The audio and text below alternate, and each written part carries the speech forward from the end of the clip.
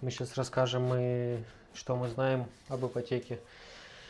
На каком мы этапе? Идеи, возможно, поменять свое место жительства с Севильи на другой город. Может, я сейчас ошибусь, на испанском скажу. Contratto de ara или aras nota simple. Nota simple – это выписка из реестра государственного, то есть что за квартира, сколько метров на берегу моря.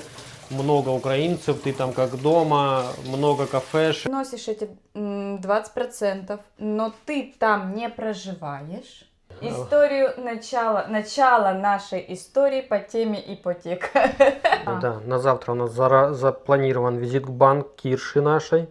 Если бы я работал на какой-то компании типа Coca-Cola здесь, первое, что вам нужно, это получить преапробасьон, так называемый.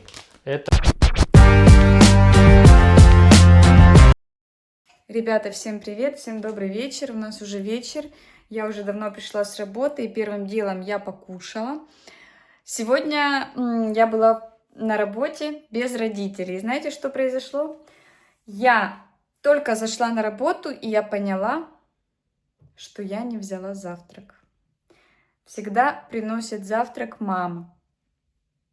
И только в этот момент я поняла, что я провтыкала. В общем, сегодня мой завтрак состоял из кофе и из картофельных чипсов.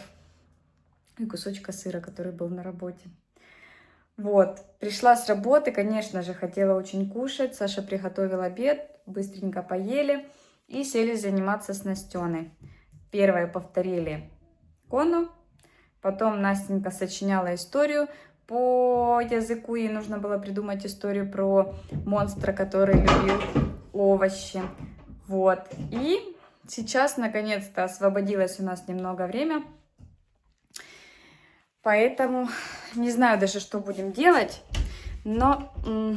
Откройте! Меня закрыли. Эй!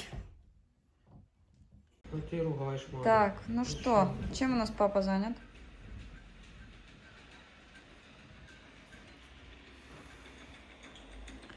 Тут полным ходом идут бои.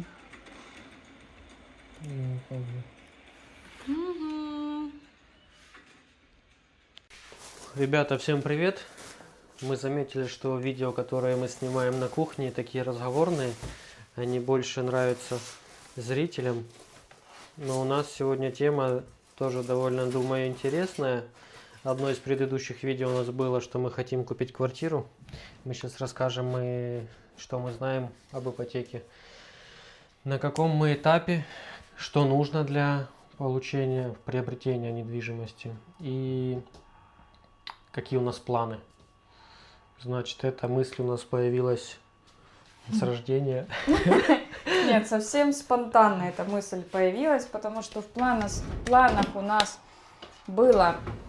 не было в планах якориться здесь, в Севилье, да, и покупать какую-то квартиру уже там или дом непосредственно в Севилье. Были какие-то планы, возможно, ближе к морю. Всегда мы хотели, и Настенка наша любит очень плавать, да, на пляже.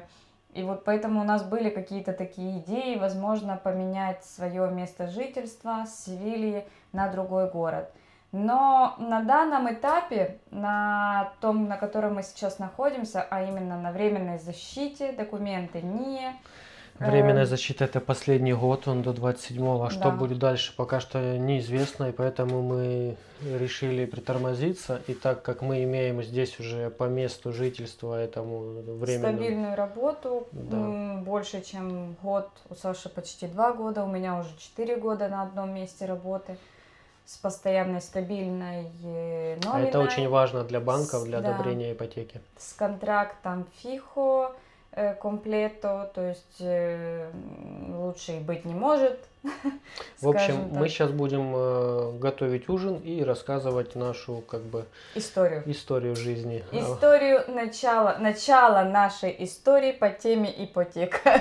Да, вы, наверное, тоже, кто смотрит, видели, что мы были в Аликанте, в январе гуляли по городу, заходили в одну... Нет, вот это вот шуметь вообще не вариант. Ну подожди секунду, мне надо помыть. Ну, как оно весело получается.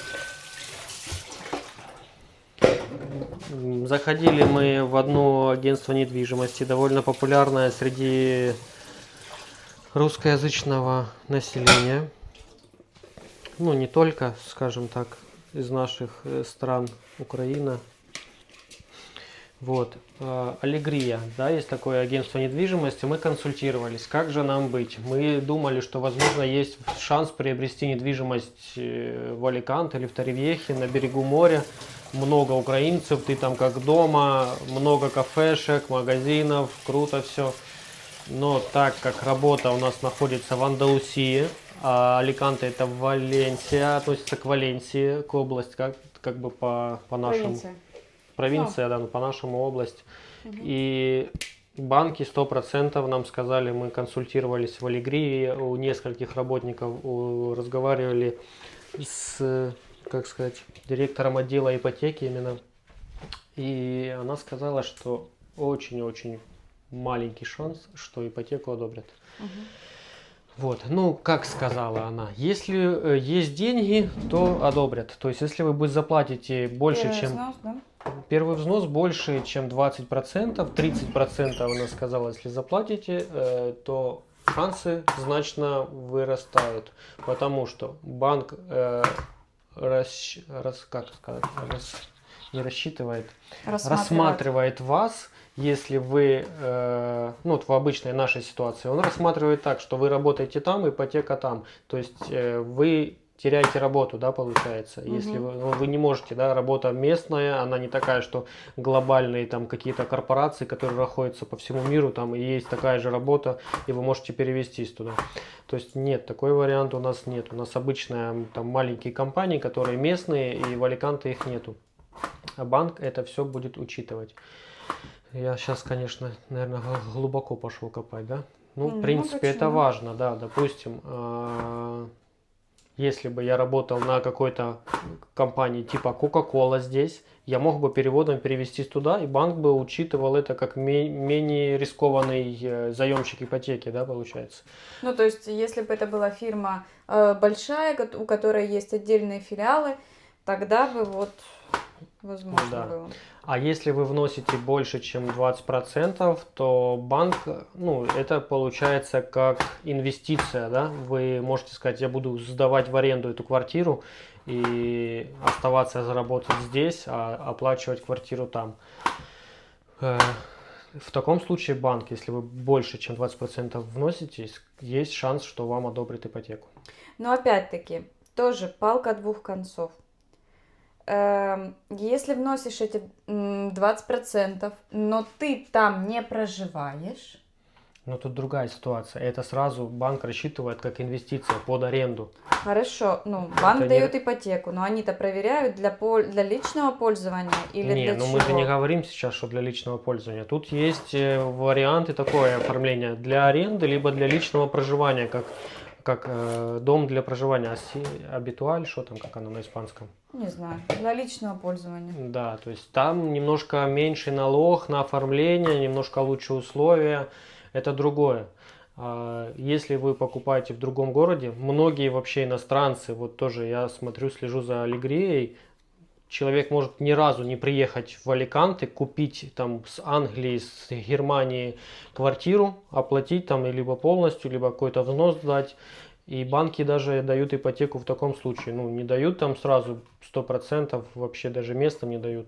Но очень много покупателей сейчас, иностранцы, даже есть такие случаи, что люди берут доверенность, оформляют и покупают недвижимость. И Аллегрия предоставляет такую услугу, как сопровождение. Они полностью могут сдавать эту квартиру в аренду, там часть какую-то себе денег за это брать за свои услуги. Звучит, как будто ты рекламу Аллегрии делаешь. Ну, я просто много информации оттуда почерпнул, поэтому я рассказываю, как оно есть. И то, что... А получается для...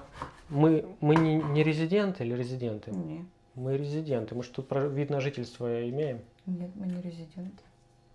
Резиденты это те, у которых есть вид на жительство. У нас временная защита. Мы тут не резиденты. Ладно, это другой вопрос. В общем, а мы находимся в Испании, работаем здесь. У нас есть контракты, уже довольно длительное время работаем. И купить в другой области не можем, потому что мы зависим от работы.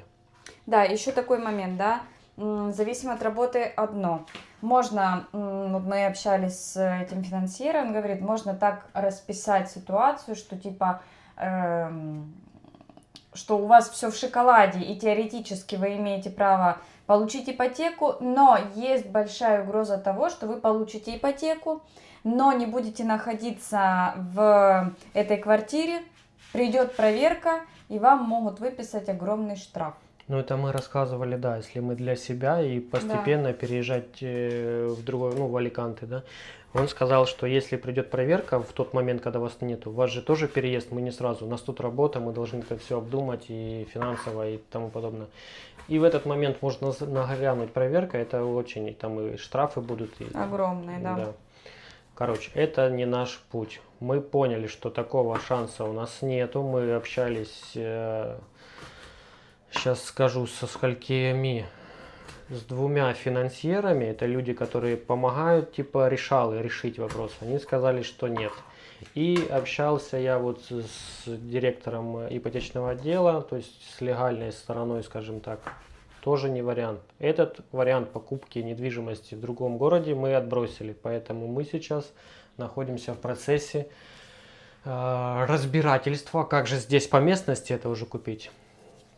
Ну, да, мы когда были у финансьера, он нам посоветовал, что стоит, находясь в той ситуации, в которой мы находимся, да, не имея документов, но имея стабильную на данный момент работу, начать процесс ипотеки тут, в Севиле, для того, чтобы у нас в дальнейшем, если мы вдруг захотим переезжать куда-то, была уже банковская история, что мы уже какой-то период, период оплачивали эту ипотеку.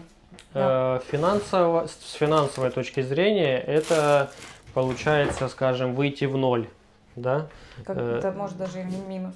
Даже может быть и минус. То есть 2 пути: купить недвижимость здесь, через какое-то время ее продать и купить там. Что это нам дает? По деньгам взять там 3 года расчет, это выйдет то же самое. То есть, чтобы мы сейчас поехали туда, да, правильно я говорю? Ну, плюс-минус, нет. Нет, если бы мы остались здесь, работали. Короче, я уже запутался. Если бы мы... было 3 варианта, да? Если мы, допустим... Бросаем все, едем туда? Едем туда, это самый худший вариант. Либо остаемся на съемной квартире. Остаемся на съемной квартире, один едет туда, один продолжает работать тут. Это вариант типа промежуточный. Да, и либо здесь покупать недвижимость. Да. Финансьер нас убедил, что покупая здесь недвижимость, мы даем себе возможность даже немножко типа подкопить денег, потому что перепродав, есть шанс, что недвижимость вырастет. Но так как мы пользуемся услугами финансьера, это стоит там 4-5 тысяч. Вот это, что оно вырастет, оно съестся, да, получается. Мы не съестся, но финансьера, да, мы Но оплачиваем. плюс финансьера в том, что он может выбить тебе лучшие условия ипотеки. Потому что мы, допустим, обслуживаемся в банке, который называется Кайша банк. Банк хороший, скажем так, популярный в Испании банк. Но не знаем, насколько этот банк может нам дать выгодные условия. Вот мы, допустим, планируем завтра идти в банк и взять... Ну, это уже мы в дальнейшем расскажем, да. Потому что у нас есть по пунктам, Марина. Да, простите, я забегаю вперед. Рассказываем историю, что мы знаем, и потом на каком мы этапе, а потом что мы будем делать. Вот. Этап с другим городом мы отбросили, потому что есть риски непонятные с видом на жительство. Да, это самый главный, кстати, момент. Да, в принципе, я бы мог поехать искать работу там. И есть здесь стаж наработанный, что дает уже возможность здесь теоретически купить недвижимость. И третий немаловажный фактор. Марине осталось совсем немножко до исполнения 35. А я не хотела говорить.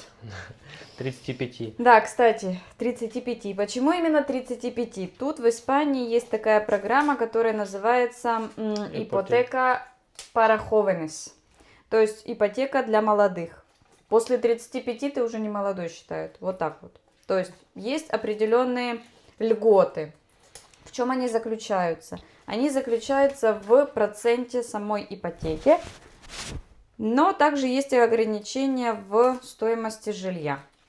Ну, это мы уже говорили, да, о том, что стоимость жилья. И, во-первых, банк расценивает, да, он может дать лучшие условия процентные по оплате, а еще очень важный момент – это оплата налога на перерегистрацию. То есть, когда мы покупаем вторичное жилье, мы платим просто, если ты обычный человек, уже не молодой.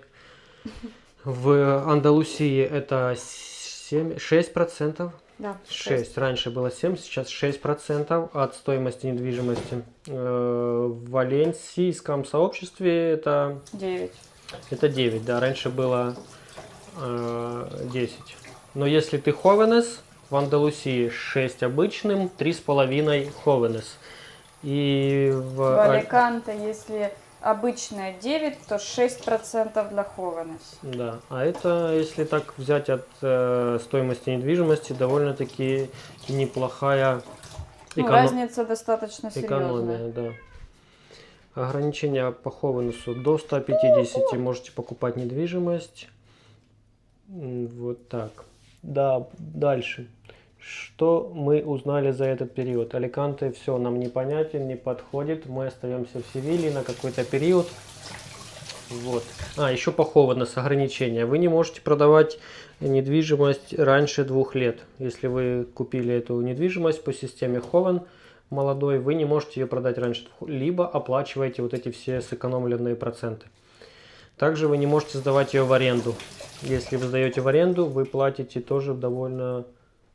Нет, вы платите, когда вы ее продаете, вы платите уже налог на доход, и называется РПФ. Если вы прожили 2 года и потом ее продали, вы не платите никаких штрафов. Вот. Ну и дополнительных этих налогов тоже. Да. Это то, что мы знаем, то, что так оно немножко будет сумбурно, потому что мы не готовились и все вживую рассказываем, как оно есть. Все как всегда. Всё Я как готовлю всегда. ужин, а Саша трындит. Саша трындит. Саша Не, делится на самом-то информацией. деле Саша очень часто готовит ужины. И Ну. очень вкусные. Еще Саша тут уже с головой съехал с этой ипотекой, потому что на каком мы этапе? Значит, в городе Севилья мы общались с одним финансьером, потом общались с 3 инмобиляриями. Финансьер нам давал 2 работников по подбору недвижимости.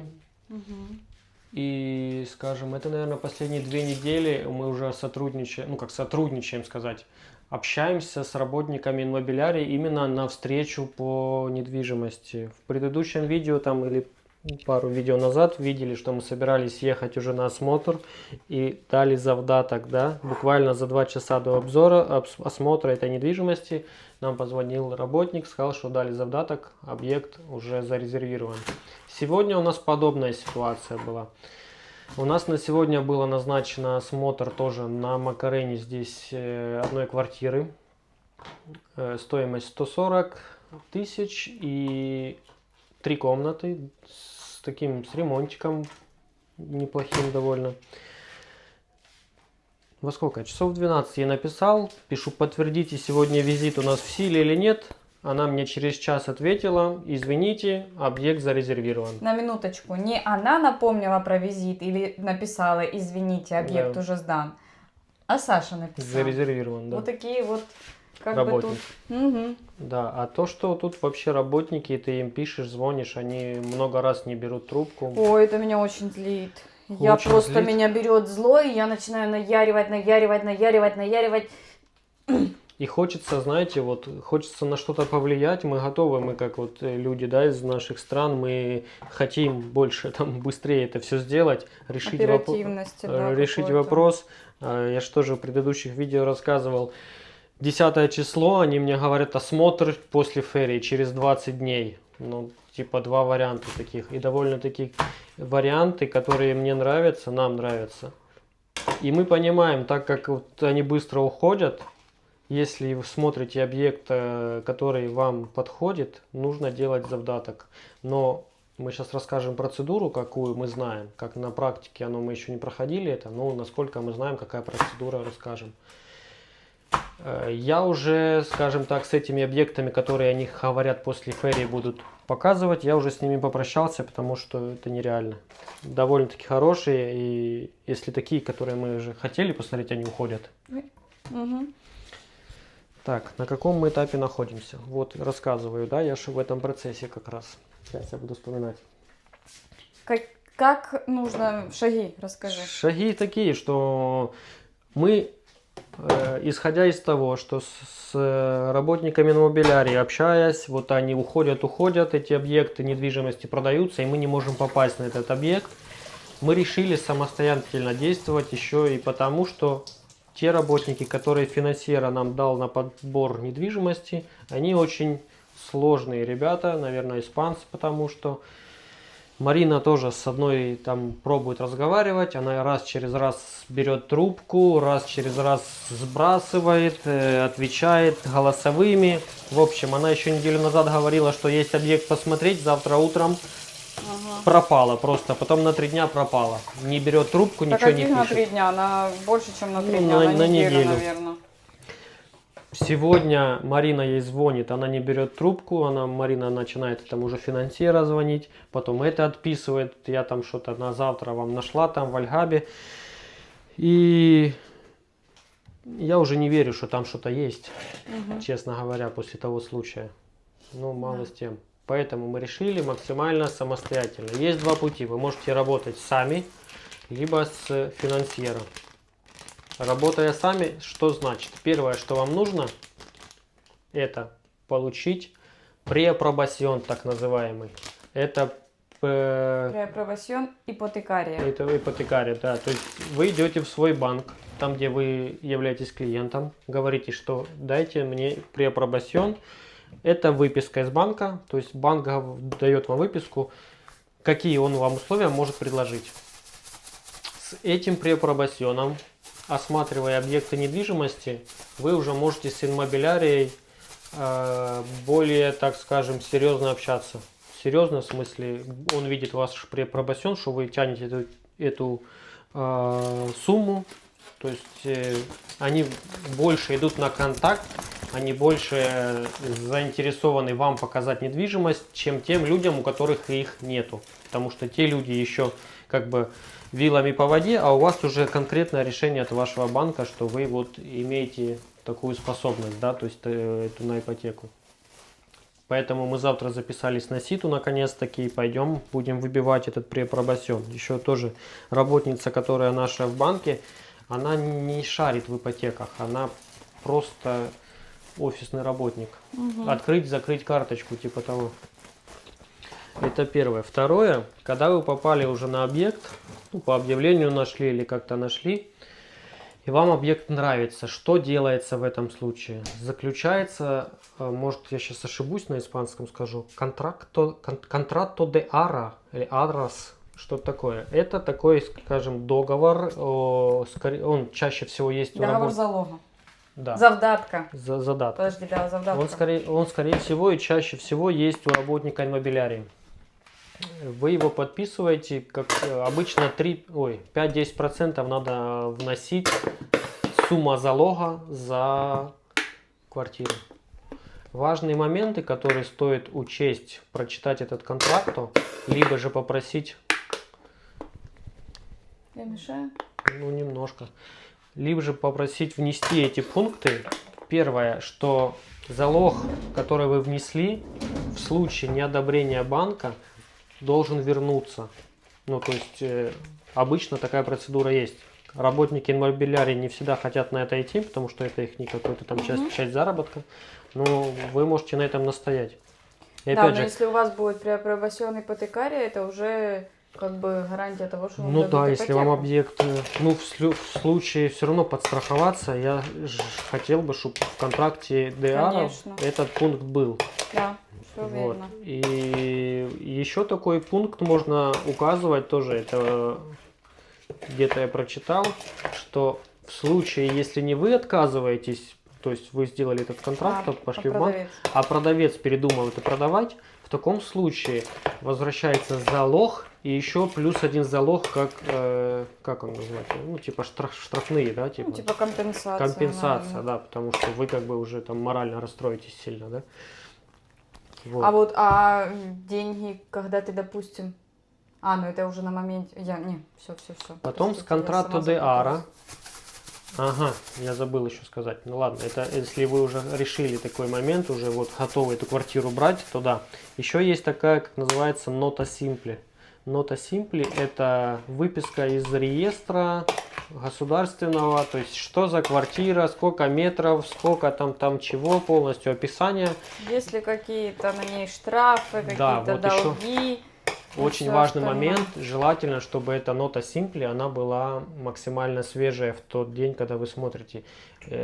Кто-то мне говорил, что ее можно самому даже делать, но обычно... Нам это тяжело делать. Да, она, как мы не знаем этих языков, полностью сайтов и тому подобное, она стоит некоторые там деньги, буквально там 15-20 евро, выписка, вытяг с реестра, типа того. Там тоже пишется, есть ли штрафы, залоги, либо какие-то, то есть риски, в этой ноте симпли все описывается. И с этой нотой симпли, с контракта де ара, потом вы уже идете, отправляетесь в свой банк работнику и говорите, что вот, я хочу эту квартиру купить в ипотеку. А дальше говорят по-разному, разные сроки могут быть. Могут быть там неделя вам решится этот вопрос, а могут быть и там и 3-4 недели это может затянуться. Вот такие моменты, что я еще мог упустить. То есть преапробасьон, да, ипотекария, потом посмотрели объект, обязательно при осмотре объекта запросите ноту симпли. Если вам объект подходит, устраивает, нота симпли чистая, делаем контракта де ара. Он может подписываться просто, в принципе, даже на коленке, как говорится, распечатанный текст. Главное его сверить, хорошо проверить. Либо же можно пойти в нотариус и тоже это не подтвердить, а ну как бы законом, да, его этот контракт Тодара, чтобы он был подтвержден именно нотариально, что это все тоже, что был факт передачи денег и тому подобное. И потом в банк и ожидание, когда банк уже одобрил, с этим владельцем вы идете в нотариус и происходит процесс передачи прав собственности, да? Угу. Вот. Это тоже стоит некоторых денег. То есть суммы, затраты, которые нужно учитывать. Это, ну, понятно, сумма, если банк дает там сколько финансирования, там 80% банк дает, 20% вы должны иметь своих денег. Там больше, меньше, соответственно. Плюс, если вы по системе Ховенес, то в Андалусии это 3,5% от суммы недвижимости. То есть считаем, да, 20% первый взнос, 3,5% мы рассматриваем конкретную Андалусию, Севилью. Вот 23,5% это своих денег нужно иметь от стоимости недвижимости. И нотариальные всякие затраты. Там в районе, я думаю, до 2000. Кто пишет 600, кто пишет 800, нотариус стоит, плюс там оценщик тоже какие-то деньги стоит. Плюс, ну и плюс финансьеру. Ну, я сейчас без него как бы считал. И иммобилярия. Да, я этот вариант без него просчитывал. Первый, да, вариант, путь первый. Второй путь, который может быть, это с финансьера. То есть есть, которые она же иммобилярия, и он же финансьера. То есть он и подбирает недвижимость, и помогает. То есть вы ему даете свои документы, он сам идет в банк, это все сам делает. Но по опыту вам скажу, вот мы столкнулись с этим, да, мы выбрали финансьеру и иммобилярию, чтобы одна и та же самая фирма занималась этим. У них ограниченный круг недвижимости. То есть очень тяжело подобрать что-то интересное, это затягивается по времени очень так тут, сильно. Кстати, вот говоря, у каждой своей иммобилярии свой круг, свой район. То есть мы не можем на Макарене, живя, найдя иммобилярию здесь, спросить какую-то там недвижимость, например, на, Камасе или, не на знаю, Сан-Пабло или как. Сан-Пабло Да. или Ну, на есть Севья-Эсте. редкие случаи, когда у некоторых объектов даже один и тот же может быть объект продаваться, но это сложно. Допустим, у нашего, да, финансьера, у него только где-то там пригород, и Севилья Капиталь, он говорит, типа, ну, мой дефисель, сложно ему. Работа с финансьера в чем заключается? Да, он имеет возможность, если у вас хорошие документы, запросить у банка немножко больший процент финансирования. То есть у него есть связи с банками, он подает запросы в разные банки и ищет варианты более выгодные для вас.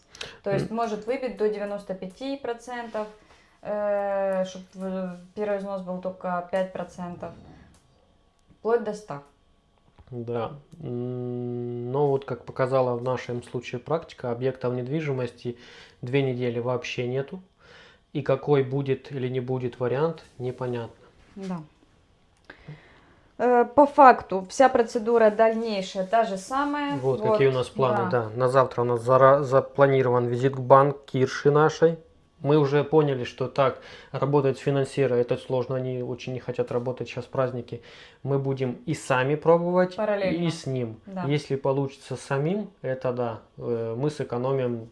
Не факт, что мы сэкономим, Зай. Не факт, ну как бы 4000. Все равно иммобилярии нужно платить от 3 до 5%, в зависимости от Да, того... работая с финансьером, если мы от него недвижимость приобретем, мы заплатим за услугу иммобилярии, типа, что он нашел нам квартиру, 1000 евро. А если вы идете смотреть какой-то объект по Севилье, вот сколько мы сейчас общались, 3-5% только иммобилярия берет. Да, от стоимости самой квартиры. Это тоже вот в те моменты, когда учитывать финансы, я, наверное, не упомянул. А это 3-5% для них это как-то так мало, а это там может быть 5, 8, 10 да. тысяч, блин. Ну, в общем, как-то так. И вот получается в нашем случае, если мы хотим купить 20%, если мы сами, да, 20% первый взнос, 3,5% ИТП, услуги нотариуса там в районе 2000, скажем так, округлим. Сколько это уже? 25 500 и... А что я так 25 500? Ну не да, знаю, 25, я в процентах, 20. в евро. 25%, ну 23 плюс 3. Смотри, 20% от 150 тысяч. Это сколько? Не знаю, давай считать 100 тысяч квартира стоит. Хорошо. То есть 20 тысяч это первый взнос, 3%, 3,5 тысячи это ИТП, 2000 это иммобилярия, 25 500 уже, вот я что имел в виду. И не иммобилярия, а что? Ну, иммобилярия, правильно. Нотариус. Нотариус. И иммобилярия еще вот 3%. Если 100 тысяч, 3000. 28 тысяч, скажем, такой минимальный набор нужно иметь. Для того, чтобы Да. войти в этот процесс. Если он у вас есть, шансы, что вам одобрят, высоки. Если у вас меньше этой суммы, если вы хотите больше, чем 90, как в нашем случае, да, мы хотим больше, чем 80% финансирования. Да, но еще такой комментарий, прости, перебью. Найти квартиру за 100 тысяч очень тяжело. Ну, какие-то Почти такие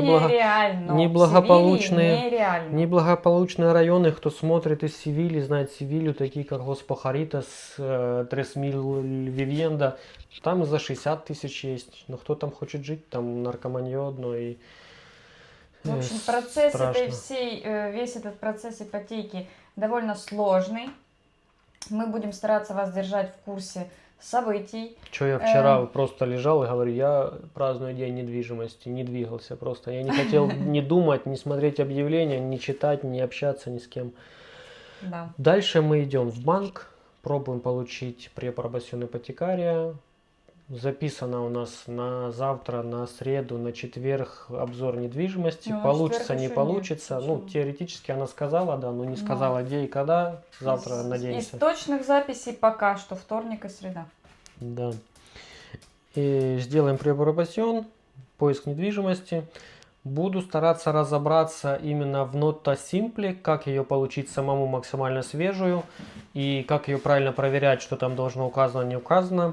Буду пробовать разобраться в документе, как он называется, Contratto de Ara. Возможно, сделаю где-то, скачаю типа пробник, впишу эти два пункта, которые, если банк все-таки отказывает, чтобы залог возвращался, и если владелец отказывается, чтобы возвращалось вдвойне. Вот эти пункты важно, чтобы были прописаны. И будем ждать после ферии. Есть два объекта, которые нам очень интересны.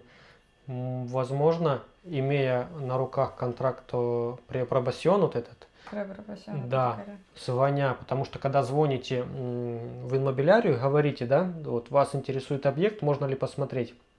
Если есть объект или он там позже будет посмотреть, как после ферии, они всегда спрашивают, по какой системе вы хотите покупать. Типа, то ли если у вас все деньги, и вы готовы сейчас купить, либо ипотека. Если у вас, допустим, какой-то платеж, и вы хотите взять кредит на другую часть и оплатить опять-таки сразу, или же вы планируете брать ипотеку. И я думаю, что говоря, что у вас есть уже вот этот преапробасьон на сумму ту, Там которая фунт, скорее всего, вот нам сказал, что после ферии он нам перезвонит. Они формируют лист, кому перезванивать, да, они типа записали наш номер, не знаю, перезвонят, не перезвонят, но, скорее всего, если вы покажетесь ему реальным покупателем, у вас уже есть преапробасьон вот это, да, может быть, ваша строчка звонка выше поднимется. Сомневаюсь. Я бы так действовал, если бы я был работником иммобилярии. Тут все очень сложно. Не факт, что никто не знает очереди, кто когда первый, второй, третий позвонил, и кому они перезвонят первому. Да. Скорее всего, хорошие объекты, они улетают. Если нам позвонят не первым, ну, мы просто провтыкаем этот объект. Надо увеличивать шансы.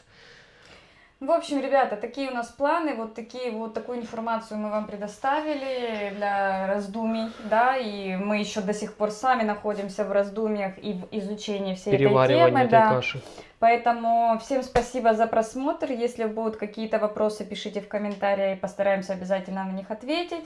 И с моей стороны, с нашей, если кто-то больше в чем-то разбирается, знает там реальные истории, реальная процедура, что, как, может быть, какие-то есть еще поделитесь шаги, своим опытом, да, поделитесь, как-то напишите, свяжитесь с нами. Большое будет вам большое дякую. Все, ребята, всем пока-пока!